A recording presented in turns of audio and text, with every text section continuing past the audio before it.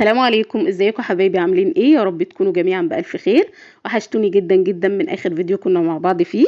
النهارده معانا فيديو جديد ووصفه جديده في قناتنا دودو في المطبخ. يلا نشوف هنعمل ايه. زي ما احنا شايفين كده هنعمل السمك المشوي. خلاص بقى بعد كده مش هنشويه بره، هنشويه في البيت من غير دخان ولا اي حاجه، والطعم حكايه. يلا نبدأ ونشوف المقادير ونشوف الطريقه ونقول بسم الله. انا معايا هنا سمك بلطي، وطبعا انا منضفاه كويس جدا وغسلاه وشايله الخياشيم بتاعته. ومعايا بقى هنا بقى التوابل، عندي توم مع فلفل احمر وملح وفلفل وشطه وبابريكا. ومعايا هنا طماطم وفلفل اخضر وفلفل احمر. تمام. بس كده انا هفرم الطماطم والفلفل الاخضر والفلفل الاحمر في الكبه، وبعد كده نشوف هنعمل ايه. انا هاخد طبعا معايا رده لان انا هشوي بالرده. تمام. انا هاخد الرده بتاعتي كده، وطبعا السمك انا ما حطيتلوش ملح ولا اي حاجه. هنزل كل سمكه كده في الرده كويس قوي، هتبلها من ناحيتين كده بالرده واركنها على جنب، وهعمل الكميه كلها كده. تمام. انا في الوقت ده الصاجه بتاعتي اللي انا هشوي عليها انا حطاها على البوتاجاز عشان عايزاها تسخن كويس جدا، لان دي نقطه مهمه. ما ينفعش ابدا الصاجه تكون بارده واحط عليها السمك هيلزق. لازم الصاجه تكون سخنه جدا عشان السمك بتاعي ما يلزقش. تمام. اهي الصاجه بتاعتي اهي، انا سبتها تقريبا 7 دقايق ولا حاجه، سخنت اهي، او 10 دقايق حتى مفيش مشكله. وهبدا ارص السمك بتاعي كده واحده جنب واحده. طبعا هقدر اعمل اي نوع سمك مفيش اي مشكله.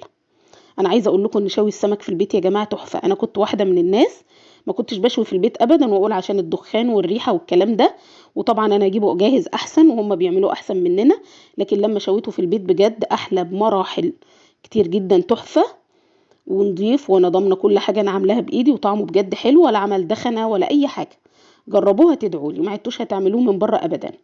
انا هرصه زي ما قلت لكم كده على الصاج اهو، ومش هقلبه ابدا عشان ما يلزقش مني. هسيبه كده مثلا 10 دقايق لحد ما نجهز التتبيله بتاعته. انا طبعا عملت في الكبه الفلفل والطماطم والفلفل الاخضر والاحمر مع الثوم. هبدا احط التوابل بتاعتي بقى، شطه وبابريكا وملح وفلفل وكمون وشويه كزبره صغيرين ومعلقه الثوم مع الفلفل الاحمر. انا بضربها احطها كده في الفريزر.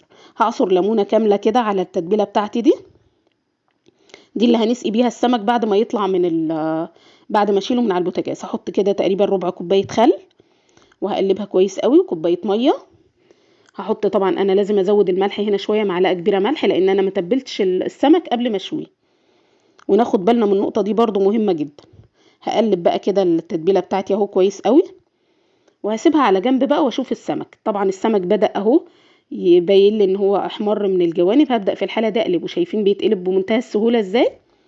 هو لونه بيبقى غامق كده، ما تخافوش، هو مش محروق ولا اي حاجه اهو. لو هو ما استواش بقى هاجي اقلبه هلاقيه لزق في الصاجه. عشان كده لازم نسيبه براحته خالص، ما نقعدش كل شويه نقلب فيه. تمام. انا بالشكل ده اهو قلبته، وسيبه برضو على الناحيه التانية ياخد وقته كده تقريبا. برضو يعني هو الصاجه طبعا سخنت، هسيبه مثلا 7-8 دقايق كمان اهو.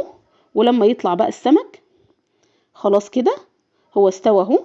هبدأ اطلعه بقى واسقيه في الشوربه اللي انا عملتها دي، او في الدقه دي اللي انا عملتها.